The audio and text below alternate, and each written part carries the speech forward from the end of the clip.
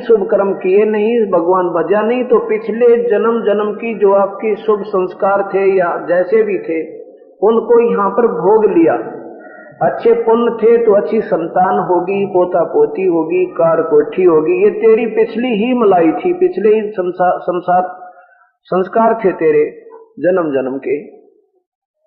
अब जैसे कोई ये सोचे भी मैंने मेहनत की जिसके कारण मेरा कोठी होगी, कार होगी, अच्छी मेरी कई दुकान बन गई, अगर मेहनत ना करता तो कहां से होता। ये भी मेहनत तो परमात्मा आप पर करवा ले है, जीव के बस का नहीं, उसने जो करवाना है, और वो करवाने हमारे संस्कारों ने वो पहले फीड कर रखे, हमारे अंदर जमा कर रखे, उसके आधार पर ये प्राणी आप पर भ्रमता भटकता फिरता रहता है, जीव के बस का कतई नहीं। ये केवल आपको हमें अपने पिछले जन्म के संस्कार मिले हैं, और जो हमारे पुण्य थे उनके आधार पर हम सुखी नजर आए। जब पाप आए, पापों का दौर चला तो हमारे ऊपर फिर कहर टूट गया, उन्हें दुखों का कोई समाधान नहीं हुआ।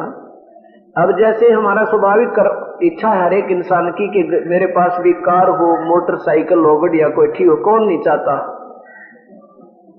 कौन नहीं चाहता, सभी चाहते हैं।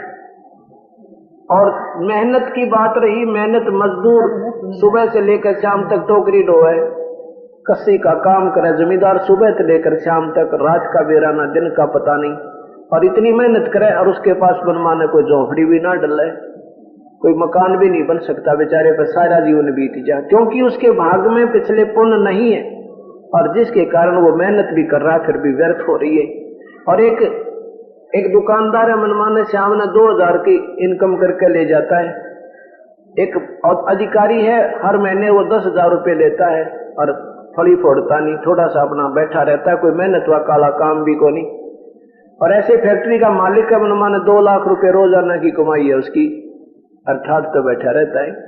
तो ये उसके पिछले कर्म संस्कारों ने उसका जहां भी जुगाड़ जोड़ना था वो जोड़ दिया, उसको वो देना है मालिक ने जो उसके भाग में है, उससे कम बत्ती प्राणी नहीं प्राप्त कर सकता।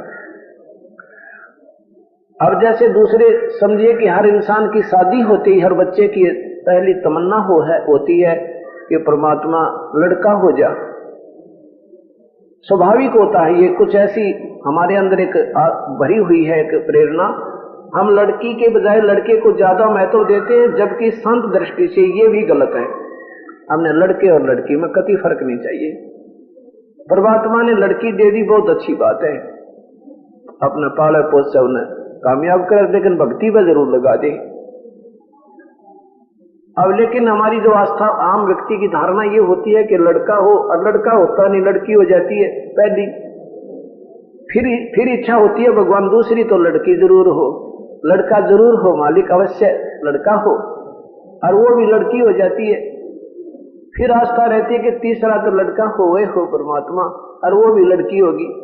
अब ये ना तो हमारा सोचा हुआ, ना हमारा चाहा हुआ, जो करना था परमात्मा ने संस्कार आपको दे दिया।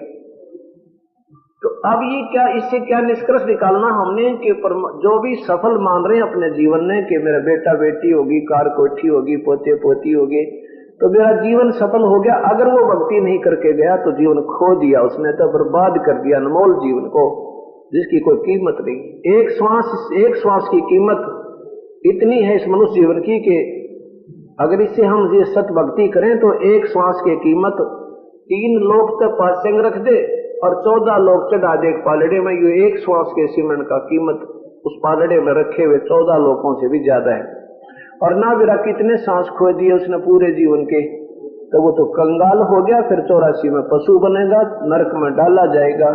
ना बेटा साथ चले, ना बेटी साथ चले, ना कोठी साथ चले, ना कार साथ चले, और वो जो साथ ले जाने वाली वस्तु थी उसका उसने ज्ञान नहीं हुआ बेचारे ने, क्योंकि वो सत्संग का अभाव रहा।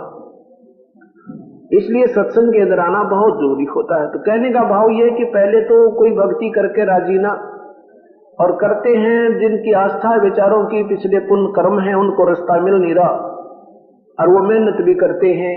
कोई कह देता वैष्णो देवी पर जाओ, वैष्णो देवी पर जाते हैं बेचारे 20 किलोमीटर तक पैदल चढ़े। कोई कहता अमरनाथ पर जाओ, तो अमरनाथ पर भी चले जाते हैं, चाहे मरे चाहे जीवो, इतने भयंकर रास्ते से गुजरते हुए। कोई कहता है कि गोवर्धन की चक्कर लगा कर आओ गिरिराज के, वहां भी बेचारे ये चक्कर लगाते रहते प्रभु की तलाश में। लेकिन ये नादान संतों ने हमें वहां बर्मा भटका दिया जहां पर जिस कुएं में पानी नहीं, और हम प्यासे हैं, प्यास के लिए तड़पते फिरते हैं। ये कोई संकेत इधर कर देता है, कोई पूर्व में, कोई पश्चिम में, कोई कहीं जगह, लेकिन जहां कुआं है वो नहीं पहुंचा पा रहे। उनको स्वयं मालूम नहीं, उन मार्गदर्शकों ने, कि वो कुआं है कहां और कैसा होता है। अब एक नहीं, एक ना भूला, दो ना भूली, भूली सब संसारी। ये सारे संसार का भूल गिरदिश काल भगवान ने। ये महात्मा लोग जो संत वर्तमान के हैं, ये अपनी तरफ से तो ये सोचकर प्रचार कर रहे हैं कि हम ठीक बता रहे हैं। वो अपनी सोच से भी बिल्कुल सत्य मानकर लगे हुए हैं, बता रहे हैं कि हम जो मार्गदर्शन करें वो बिल्कुल सही है। लेकिन उन्होंने ये देखना चाहिए तुमने सही किस बेस पर माना इसको, कोई आधार बताओ इसका, कोई ये कैसे सत्य है।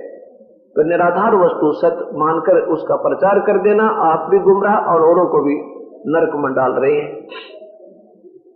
तो हमने सबसे पहले अपने शास्त्रों को बेस बनाना पड़ेगा।